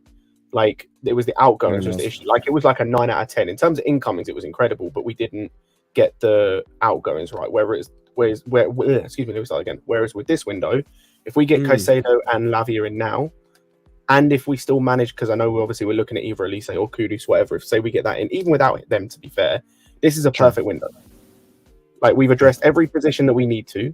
We're set for such a long time. Apart from maybe the goalkeeper, we haven't really addressed that properly. We need a better keeper in the future. But apart from that, to be fair, we might be doing with Kepa going. We're looking at someone else. So if we go and get another goalkeeper, we'll have addressed that. So like, shut up. Get out, man. I would take it. I would take it. De Gea sucks, man. Awful. I don't know why you guys say it. Because he can't pass. It's De Gea, Chris. That's why. It's not good enough. It's not even that, bro. He can't pass. Did you see how many times he cost? Chris is in love with the old De Gea.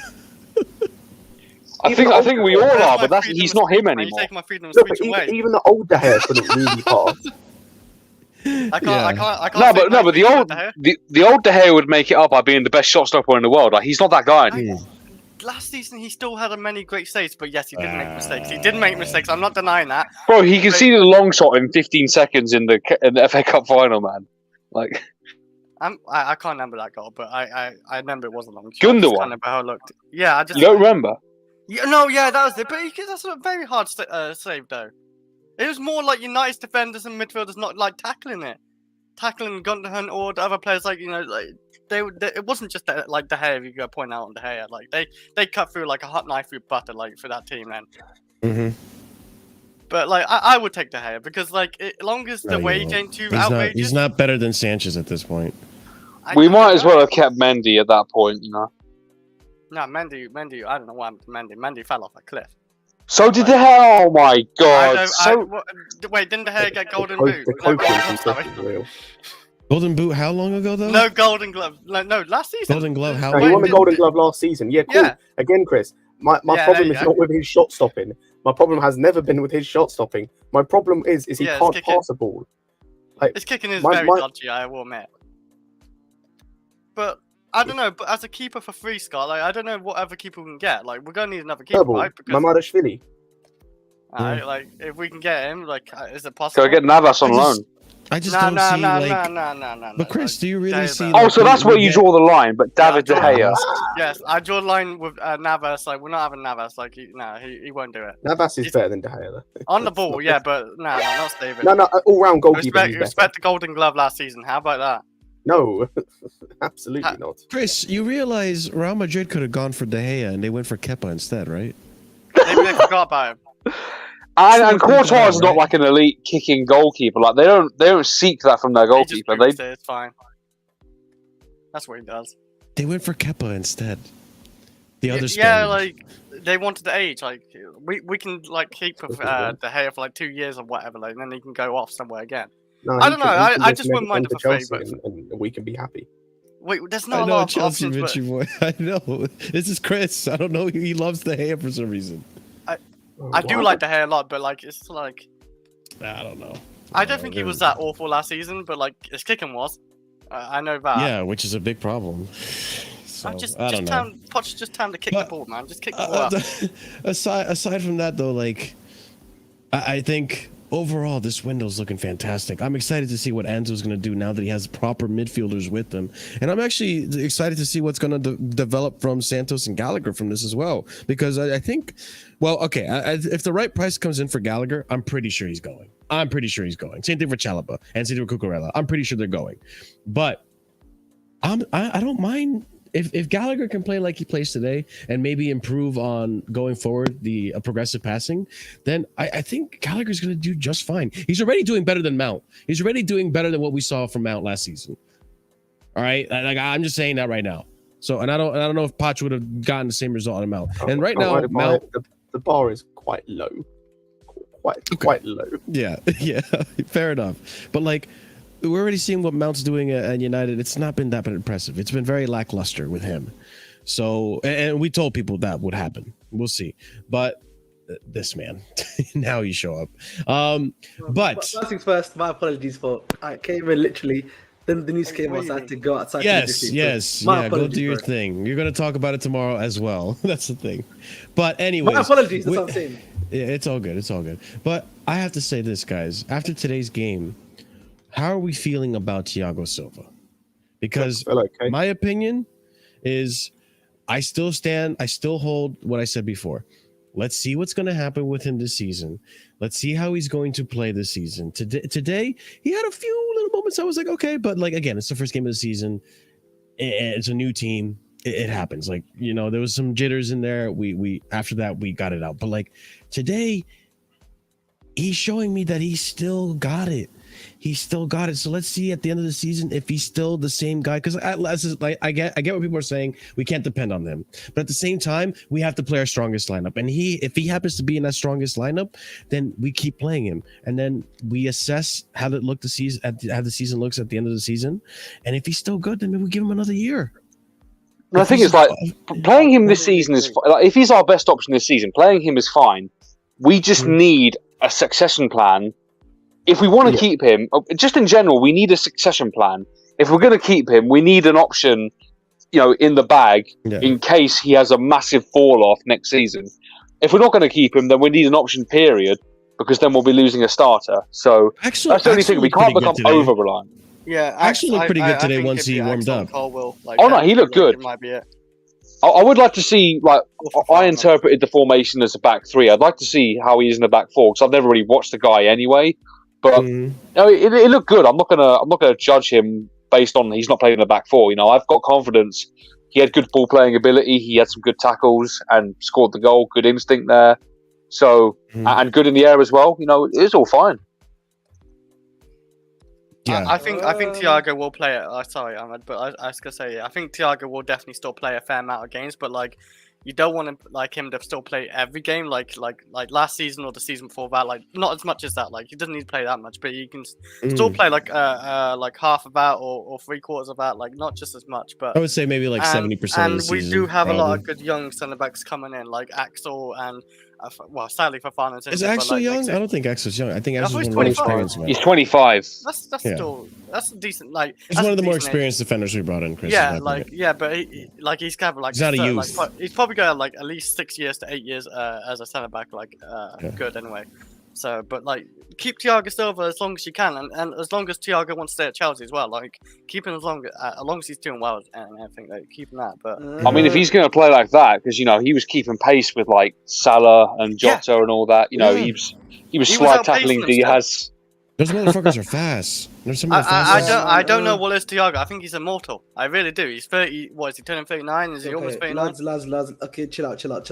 Right. Chill And out, you chill out, got a Silva agenda. We're doing too much now. We're doing too much. What's wrong with I hate Thiago? to be- Is it 'cause Take the hate glasses to off, be- man. Come on, you didn't watch the same game.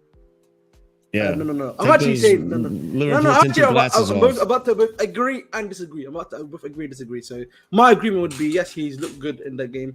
I think he positional play.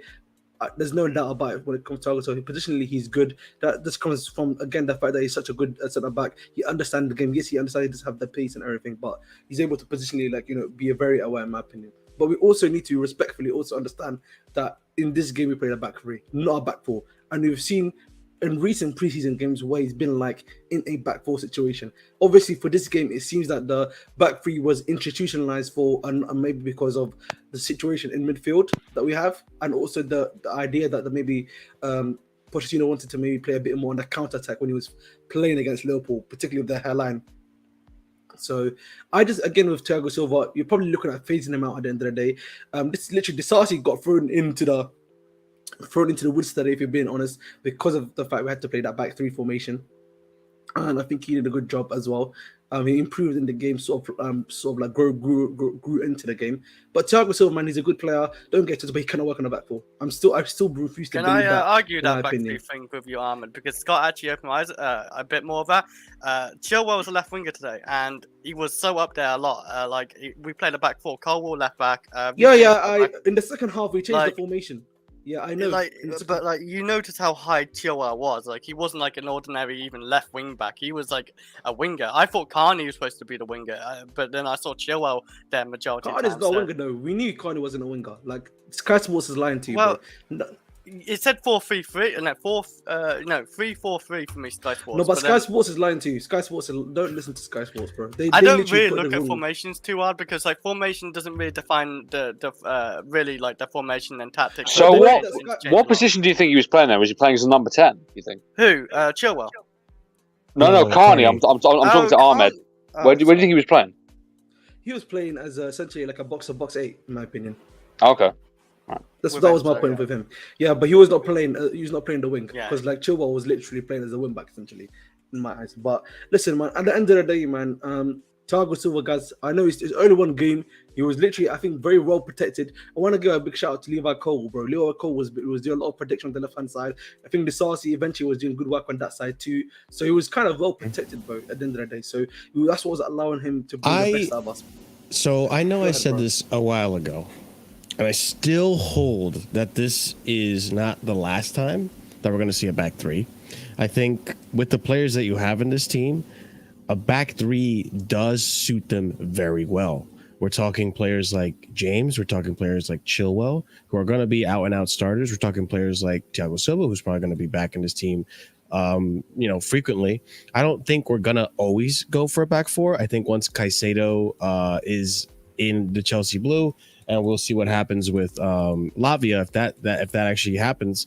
I think we are going to see more of a back four often, but I don't think this is the last time we're going to see a back three. And I've said that before, and I still hold to it because I think the back three, having the wing back options, does benefit players like James and Chilwell who have good offensive abilities. When you put them in a back four, maybe you hinder that a little bit. So that's why, okay, you could say that today maybe was an exception. I say that it's not. I say that it's part of a tech that we're going to use depending on what game we're playing, which it should be. I don't think we should be going into the season with the back three. I think we should be going into the season with a back four, because I want to see what the link-up play that Jackson has with other attackers. Today, you could see that Jackson was a little isolated. Not a little isolated, but he definitely could have used more offensive power up there with just only having just Sterling there. I think again I do want to see Mudryk play more often. I would like to add too, because we didn't get to talk about this, Maatsen today was a little off. I think he was nervous. I think the kid was nervous as hell. First game, a big game against Liverpool. It's a draw. It's an intense game. Ahmed, what were you gonna say? No, I wanted you to repeat your point, the initial point, because I don't think I quite understood the initial point about the back three. Trying to make it, because I just think that, honestly, right. What I say is that this isn't the last time we're going to see a back three, and okay. I was told going into the season that no, Poch doesn't play a back three. No, I think Poch is going to play whatever system suits the game. I think Poch isn't stubborn like Klopp. He's not going to always be back four, 4-3-3, 4-3-3, 4-3-3, figure it out and change only when he's really forced to. I think Poch can adapt. Poch sees that how successful Chelsea was in a back three because of Reece James and Chilwell. I think back three is a tool, a tactical tool in our pocket that we can whip out from time to time, especially when you have a Silva too, who's good at distributing the ball, Colwell as well. So I think this isn't the last time we're going to see back three. I don't think this is back three only because we don't have Caicedo. I think we're going to see back three again, depending on the game. Okay. All right, then that's fair enough. I understood what you're trying to say. Then that's fair. I can understand that. Yeah, I think, but the back three is going to be essential to have players like James and Chilwell playing together because, if you saw in preseason the way we switched to a 3-2-5 in possession, where you need one of your fullbacks to be inverting as a centre back, and you don't want James doing that because he's too good offensively, and you don't want Chilwell doing that because he's not good enough defensively. So, to get them playing together, you need to play a back three, just to have them covered. Yeah, and we saw that. What are you guys' thoughts on Maatsen today, though? Again, I don't really fault him. Obviously, he was literally coming off the bench. First game for Chelsea. Obviously, there's got to be a bit of nerves. There was a lot of nerves on both sides of the pitch. So, I can't really fault him for that, man. And he's a very young player at the end of the day, man, guys. We should give him some level of levity at the end of the day, too. Yeah. I thought he should have scored. That one where Mudryk ran at the goalkeeper. People are cooking Mudryk for that. Mudryk cut the ball back and Maatsen slipped. I thought he should have done a lot better there. But apart from that, didn't really have enough time to do anything else. So it is what it is. I just don't like. I've got to say this when we're talking about Sterling, but people saying that in particular, Simon Phillips, he was saying that Mudryk and Maatsen have been 10 times better than Sterling. That's where I'm starting to call a gender on the people that are hating on Raheem Sterling. I just put that. Oh, you need to ask me about Raheem Sterling. What do I think about Raheem Sterling? He was good. You know that. Speak on him. I actually generally thought. I think in the first half he played really well, in my opinion. Don't get it twisted. I've really felt like he had some level of connection in terms of his play with Reece James, in terms of the 1-2s, and then some of the passes that he was trying to play to.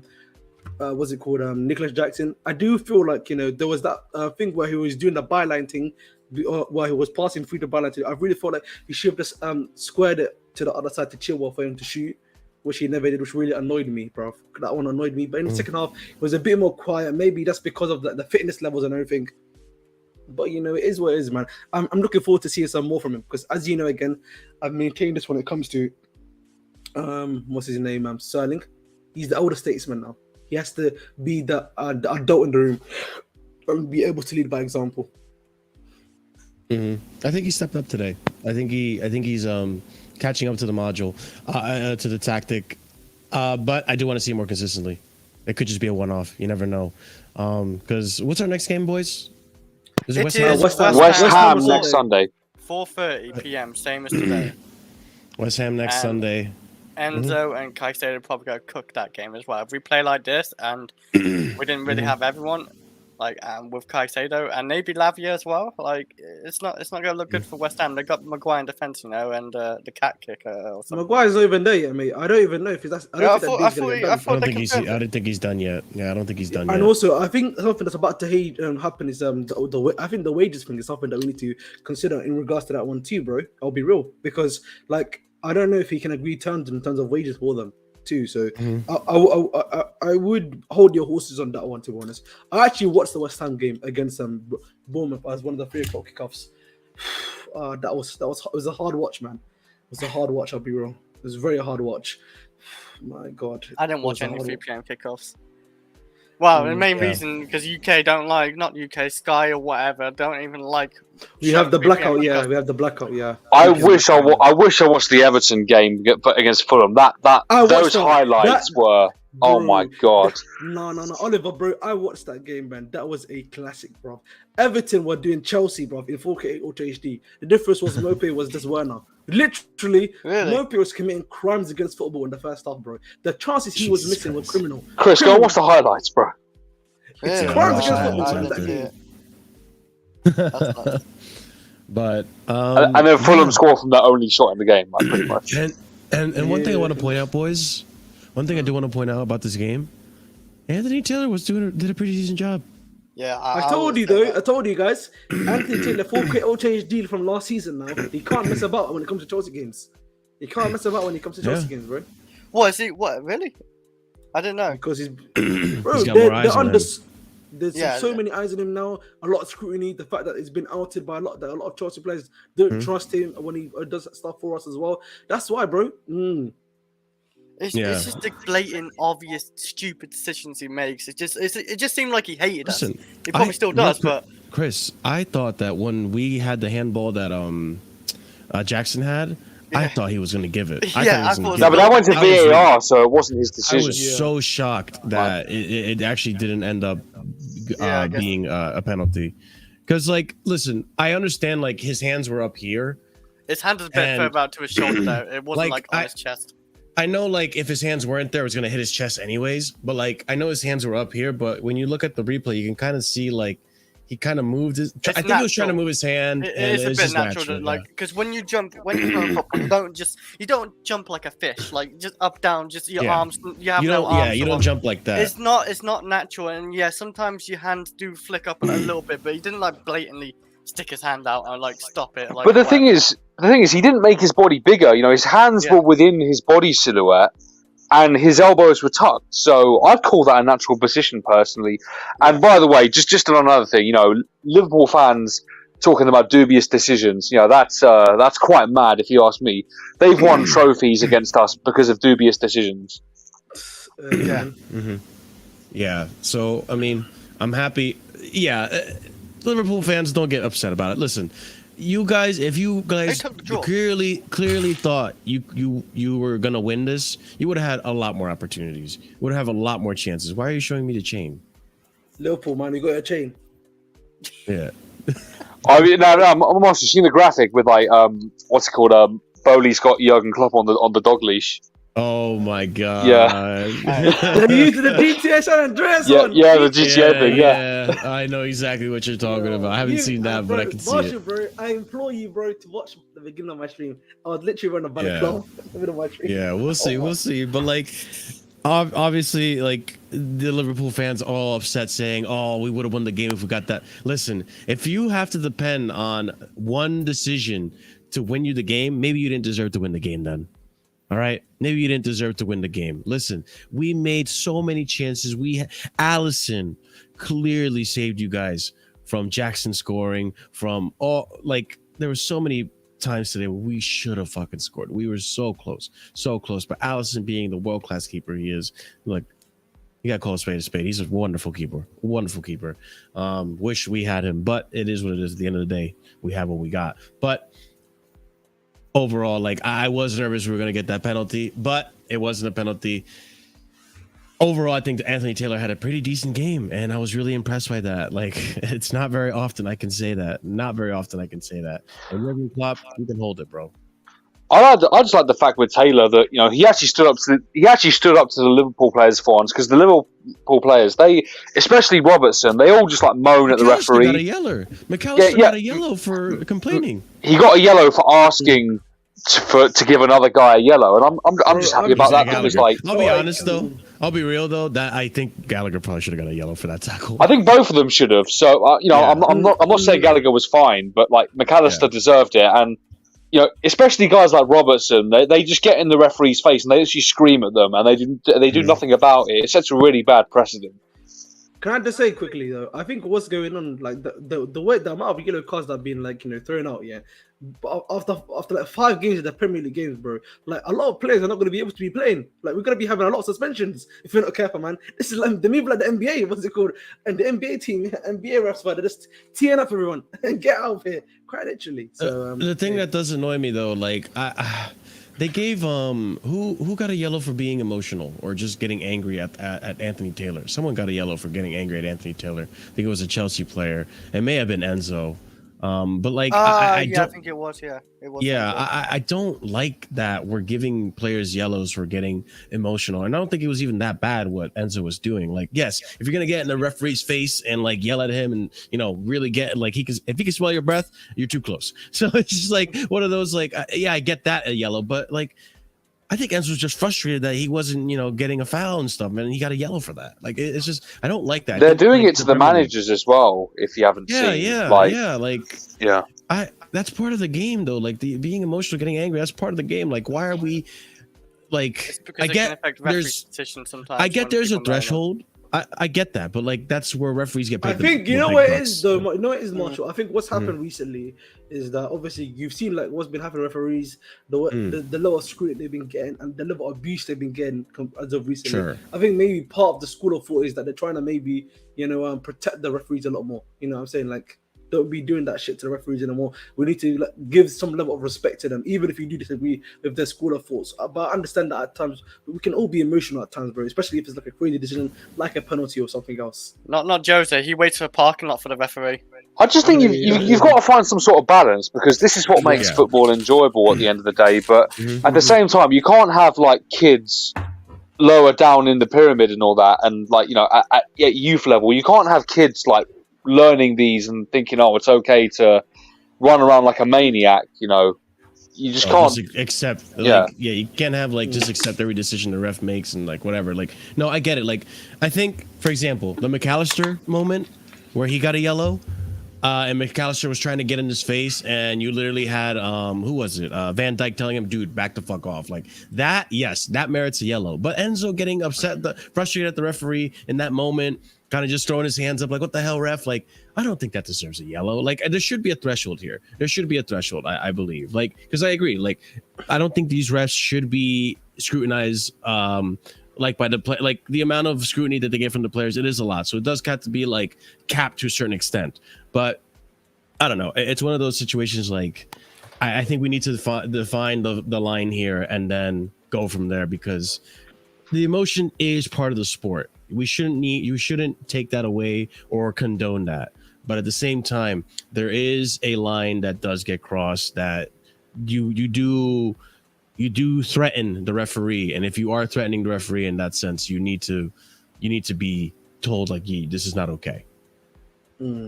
I think though the only mistake Taylor really made was I think Jackson had a shot and it came off the underside of Van Dijk's foot and they gave a goal kick. But apart from that, true. I remember that. Apart from that, he was pretty spotless. To be honest, like, I didn't really have a problem. Surprising, because the last time he went to Liverpool, Chelsea, it's controversial. Go ahead, Ahmed. What are you guys' thoughts on Szoboszlai, bro? He was annoying. Why? No, he was annoying because he was being very aggressive with our players, man. He was fouling. It was like it was super aggressive with our players. I think But he was.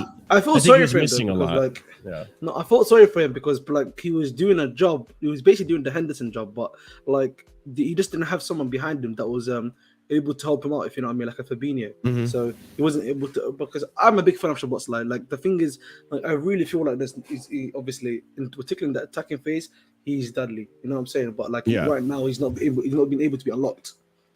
Yeah. I mean, Ahmed, we were talking earlier. Yeah. Do you remember when he had? Do you remember when he had the ball on the left, and then Jota just stole it from him and had a shot, and it went wide? Like things like that. That was terrible. Yeah. A lot of the Yeah. time, bro. A lot of the time, like I feel like there was obviously a lack of cohesion from Liverpool's side. But once, like we sort of settled down. You know, what I mean, after that second offside goal, we settled down. We got our heads together. We came cool, calm, collected, as I always say. The three C's, bro. We were cooking, man. And that's the thing. Something that I will say, bro. It seems that there's definitely a lot of sparks, connections that are beginning to form at Chelsea. Yeah. And I look forward to seeing the growth of it as we continue on this season. Yeah, I think we're in for a really good season. I'm excited to see what's going to happen. I'm excited to see how these players are going to develop and how the senior players do well. And hey, come on, I thought I saw it. the blue flag high. got the let's flag. go. Yes. So Is that come what? on, Is you that from Blues. preseason, bro? Yes, it is, baby. Yes, How this does is it look, beautiful. bro? Do you want to do like stuff like this so we can see it like that? Other way Pretty around. nice, Bro. Is it man. that big? Damn. Yeah. Yeah, it's pretty bigger big. than I That's pretty expected. nice. Wow. Yeah. Bloody hell. Can't- That's How much it massive. cost you? It's free. It's They're free. giving it up for free. Oh came yeah, with my they give. ticket. Yeah, they give. They have them on like the Yeah. seats, don't they? Yeah, that, like Yeah. everybody has them, right? Yeah. Yeah, so let the blue flag. Well, how's the saying go? The blue flag run Keep, high. blue keep flag. it. Keep the blue flag high. Thank you. Thank you. I appreciate you guys. But on that note, ladies and gents, we have a game against West Ham on Sunday. 4:30. Because I have some commitments, I might want to stream an hour after that game is over instead of waiting until 10. So we'll see what happens. I'll keep everyone in the panel and everyone notified as well. We will be back tomorrow to discuss all the transfers that happen. I know we just touched on the Caicedo. Here we go. We let you guys know that is happening. I don't know. That's comma. Okay, let's take it one game at a time. Comma. But we will be discussing Caicedo. We'll maybe be discussing Alavia. Here we go. Olise. We don't know what's going to happen with Kudus. There's a lot of things happening at Chelsea right now. The transfer window is coming to a close, and it's Tic tac. we're cooking. Go ahead, Ending Ahmed. it well. Tic tac. Can't lie to you, man. Shout out Strasbourg. You know what I'm saying? They beat Lyon today. They beat Turkey and them, man. They beat Lacazette and them, man. Wow. 2-1. So Did I'm Angelo saying, play? Keep an eye I don't on know, I didn't check. Strasbourg. Keep an eye on Strasbourg, Champions League. I'm just saying. But, ladies and gents, we're going to call this stream right here. Thank you so much for joining us. I know a lot of you guys were really excited about Caicedo. So, hey, if you're watching this in the past, make sure you're smashing the like. We're going to talk about Caicedo tomorrow on the Casually Chelsea show. We're going to have a huge celebration for this player, this phenomenal player that's going to come into our team. Hey, Caicedo. Next shirt, it has to be Caicedo. This man. You know what? I'll have the song for you guys tomorrow, okay? But you gotta give it to this guy. I am so excited now for what's gonna happen at Chelsea. But we'll talk about that tomorrow on the Casually Chelsea show. As always, guys, smash the like button. Subscribe to the channel if you are new here. We will be on our way to 3K, so help us get to 3K subscribers. Hit the bell notification so you don't miss out when we do go live. Be sure to check out all the links in the description below. Leave a comment. Let us know what you thought about the game, who your man of the match was, which, by the way, shout out to you guys in the chat. 93 votes. 83% of you guys said Enzo was your man of the match today. Big up. He was fantastic today. And yeah, guys, be sure to check out the memberships. We have 4 different tiers starting at 99p, and I got to give shout outs to our proper casual and higher tiered members. That would be Winter Surfer, OG Turbo Jesus, Dark, Scott, Adrian. Thank you guys so much for the support that you give to this channel all the time, and thank you guys to all the other members and all the support that you guys give us in this channel. We do appreciate everything you guys do for us here. But we'll be back tomorrow to talk about Caicedo, maybe Alavia. Here we go. We'll be talking about Kepa. We'll be talking about Olise, all the stuff. We're going to give you as much up-to-date information tomorrow, and we'll be talking about the rest of the season because now our future is looking bright. Ladies and gents, thank you so much for being here. Have a wonderful night. Stay casual. Peace.